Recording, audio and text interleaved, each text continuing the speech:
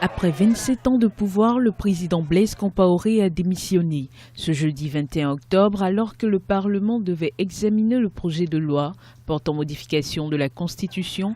Plusieurs manifestants ont pris d'assaut l'hémicycle sur appel de l'opposition. S'en sont suivis plusieurs mouvements d'émeute dans tout le pays.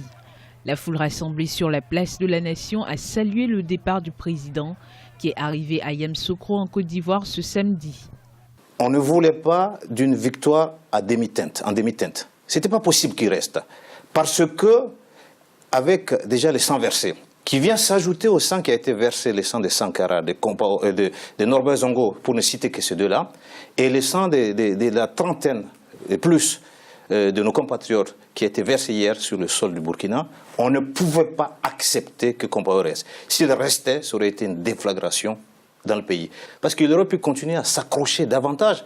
Mais il l'aurait fait si jamais l'armée et le peuple lui en avaient laissé sentir, en tout cas si on lui avait laissé le moindre indice, la moindre ouverture, il serait rentré là-dedans. Mais c'est une bonne partie du peuple qui poussera Blaise Compaoré à la démission. Le vide institutionnel et la confusion politique font désormais des militaires des acteurs cruciaux de la vie politique burkinabé.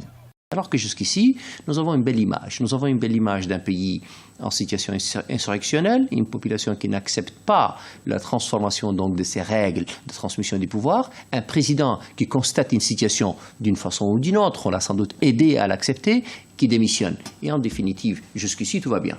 Sauf que la suite, c'est que nous avons donc un comité militaire qui va se mettre en place et qui veut gérer une transition pendant 1 an. Après, ça s'appelle un coup d'État militaire. Il n'y a pas besoin de chercher les choses là où elles ne sont pas. Ce samedi, le lieutenant-colonel Zidane, numéro 2 de la garde présidentielle de Blaise Compaoré, a annoncé officiellement qu'il assurerait la transition politique jusqu'aux prochaines élections présidentielles. S'impose désormais le rôle central de l'opposition qui, depuis vendredi, est resté muet.